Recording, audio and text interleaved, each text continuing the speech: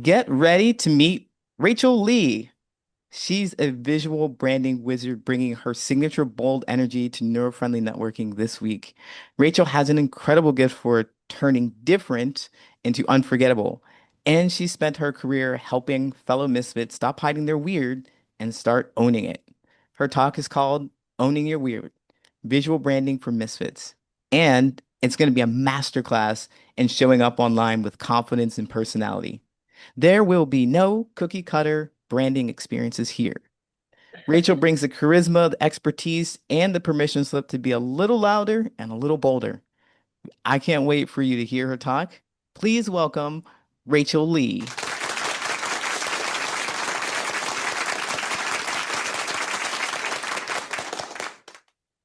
Hello, everybody. Good morning, afternoon, and evening, wherever you're tuning in from. Coach Lee, can I hire you to do my introductions for me moving forward? I've never been introduced that way before, and I'm very honored. Um, I am very excited to be diving in with you guys today. What I'll do is I'm actually going to be sharing my screen because what I am about to show you is highly visual. So let me go ahead and hit the share button, and maybe you guys can give me a thumbs up if you could see what I am sharing. Okay, perfect. So today, just like Coach Lee said, we are going to be talking about owning your weird, specifically through design. And now I know a lot of you might not consider yourself to be remotely artistic, but that is totally okay. Today, we're actually going to be focusing on the owning your weird aspect and how it can come across and just give you some ideas and inspiration on what that could look like. So, before we dive in a little bit further, let me introduce myself. So, yes, that weirdo is me. I do wear cat ears to basically everything that I do online. My background is that I'm a designer and an artist. So I'm basically somebody who makes things for a living. And I have a creative business called Neogenesis. And Neogenesis is a really fun way of basically saying new beginnings, which is what we create and really believe in for every single person. Our whole thing is about helping people with owning their weird and really stepping into it. How we do that is that we specialize in 1 week visual brand sprints. So we have this magic process where we basically help you repackage the way that you show up online in 7 days flat. And outside of that, people know me for the pink kitty ears. They're, for all intents and purposes, people think that they're fused to my head and they get surprised whenever they meet me in person. And they're like, Rachel, where are your cat ears? I'm like, I just need them to hear you online. But you will see that here today. So, what are we going to be talking about today? And my slide deck needs to cooperate with me. We are going to dive into a topic that might potentially be uncomfortable because we're going to address the discomfort that happens when you are different. Now, I want to ask a quick question of how many of you have ever felt like you didn't belong in the room. Can I just get a quick show of hands? Okay, I don't think that there is anybody who is exempt from this. Now, I'm curious to hear what caused you to feel that way. And I'll invite you guys to drop some of your thoughts in the chat, and I'll share my story very briefly to give you guys some time. So, when I first got into the world of business, I was 24. I look young now. Imagine how young I looked when I first started. And I felt like a kid walking into an adult party. I really didn't feel like I belonged. I didn't look like I belonged. And I felt like I was so out of place that I was scared to take up space.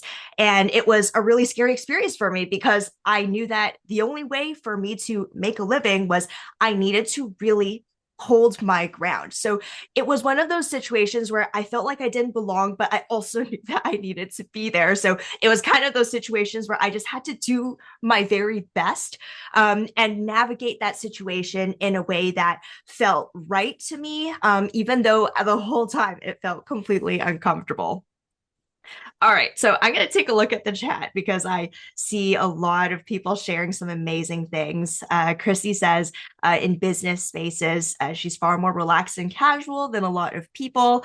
She's also more direct and far less polished than a lot of people. That is beautiful. Showing up. Just showing up and not worrying about perfection is a huge thing. Becca says causes, yep, spoke differently, interested in completely different things. Yep, definitely. Yeah, and others looked at you. Yes, askance. Tanya says, always the alien since birth. I love that word alien. I think a lot of us can identify as that in family, school, and work. Small exceptions during studying time in college. Okay, I love that. There are some windows where you feel like you belong. I think that's wonderful. Coach Lee didn't feel like you belonged in networking events. Well, that's why we're here. You created your own, right? Because you thought that yeah, it's be valuable for someone to speak to you. Sally shares, oh, not often. That's actually really cool. But usually when the room isn't about what it was advertised, that's very true. And when you're with longtime friends, absolutely. Sharon says you always see different perspectives and distinctions. Yes. Jackie says when you first started your business a while ago, congratulations on still being here. Um, it's hard when you receive criticism when people say things about you. And Jen says, always have different perspective, thought, acted, spoke differently. And Brad has an analytical mind. I really love that. Trying to talk with emotional people can be overwhelming. I love that. Thank you so much for all of your feedback, everybody. And it seems like you are not alone. Now, I'm going to say flat out, being different isn't a bad thing. It's a superpower that makes you memorable. Now, I'm going to share a little bit more about my story because I had to learn this the hard way. When I first got into business, this is how I presented myself. You're going to see the headshot that I used, Rachel with her power pose, trying to be super professional, and all of the logos that I used for the earlier stages of my business. And it's not that these logos were bad per se. I am actually still very proud of them. But looking at the setup that in my Zoom background and the way that I show up, you're going to have that feeling of, oh, there's something missing. There's a little bit of that sparkle and flair that isn't fully captured in what you see here. And I actually ran with this setup for a few years until I got to this point of discomfort where it actually prevented me from showing up. Every time I showed up, I felt like I was putting on this mask and I literally felt like I was lying to people. And so the discomfort got to a point where I just stopped showing up entirely. And I knew that I had to bridge that gap in a way that was intentional and meaningful and actually honored who I actually am in order to continue running my business. So a few years in, I actually decided to start over. I literally had a burn it all to the ground moment and kind of like a phoenix rising from the ashes, I decided to show up in my own terms and rocking my own vibe. So on the screen, you're going to see two very different logos. One is for my personal brand, the one in the pink, and then the other one is for my agency, Neogenesis. Who knew I ended up having an animal theme for all of my mascots, and maybe for the brands that I create will have that. But you're going to notice that the feeling is very different, and it feels more aligned with the way that I'm presenting myself and showing up today. Now, I know that when it comes to just looking at logos, you're like, okay, that's great, but like it's hard to visualize what that looks like when it comes to the way that it shows up online. So, what I'm actually going to do is show you a few screenshots of different places where these things apply just to help you understand it a bit better. So, you're going to see here screenshots of my social media. This is my LinkedIn profile and my Instagram. And you see these little pieces where that visual branding plays in and helps create that unifying feeling that ties everything together. You'll see I have a specific choice for my profile picture that captures a certain feeling. You'll see the logos and the way that I created my banner. And of course, if you scrub down, you'll see a lot more of the content. Also, the tone in which you speak and write also makes a very big difference. So the visuals and the words always have to work together to form a cohesive picture of what you're trying to communicate. Here, you see a few screenshots of my websites for my personal brand and my business, as well as my link tree. Again, just showing you some more examples of what the feeling looks like when it's applied through visuals in a consistent way. And then last but not least, when we're meeting on Zoom right now, there are specific places as well, certain touch points, I would say, where you can use visual branding strategically to also communicate your vibe. So my Zoom waiting room has a custom little image graphic. And then, of course, the Zoom backdrop does a lot of heavy lifting because this is the most in-person scenario that you can have when meeting people virtually. All to say, all of these pieces tie together to form a bigger picture. Now, I do have to say, disclaimer, not everybody has to look like this. Everybody has their own unique vibe, and you show up more confidently when you discover yours.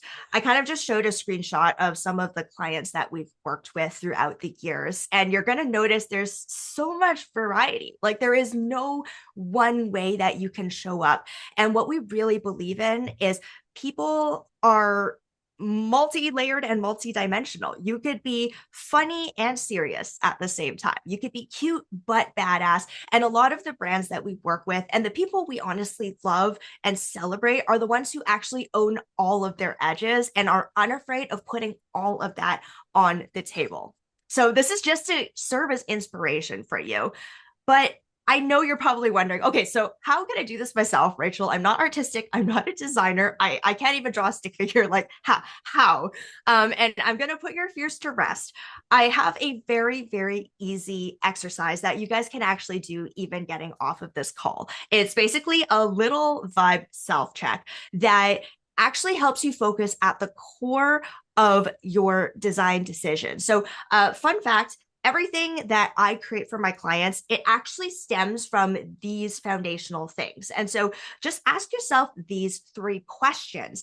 The first one is, how does my gut feel about my online presence? And how you do that is you pull up a whole bunch of windows with your website, your social media, and just lay it out on your screen. And then just kind of blur your eyes and take a look at all of it. And then just maybe even close your eyes, tune into your gut and ask, how do I feel about this? The second thing is there something I want to say that isn't coming through? Maybe your gut is like, like it doesn't feel as exciting as I want it to be, or maybe there's a little bit of a cringe factor with some of the assets. This is where you kind of get to zone in. And then the third question, which is looking at specific parts. So you're like, which parts of my online setup give me that ick feeling? Is it your LinkedIn banner? You're like, oh God, I don't know what to do about that font. Like that feels weird to me. And then when you pinpoint these aspects, it gives you the ability to make adjustments based on the thing you want to say that isn't coming through. Now, I'm going to just say looking at the big picture first allows you to quickly see which parts aren't aligned and then begin your exploration to know what adjustments to make to them. And honestly, even if you start with this, everything on the design side of things, whether you try it yourself or you choose to hire somebody to do it for you, it becomes much easier. Of course, I am not going to leave you guys on your own. In the case that you guys need some support on the design end of things, I actually have a little freebie that you guys are welcome to download. You can either scan the QR code and or I'll drop in the chat afterwards a link to our free BrandStart checklist. It's basically a very detailed checklist that allows you to figure out when is the right time to even be working on your brand, what pieces do you need, and what order to build them in so that you're building the pyramid the right way instead of upside down, which I actually find a lot of people do. All right. And I will have a little slide at the end with my contact info. Don't be a stranger. I love making new friends. If you guys would love to stay in touch with me afterwards, feel free to add me on LinkedIn or Instagram. I would love to keep in touch with you. And we are finished at 12 minutes. Thank you for the timing warning. I'm very excited to see your questions.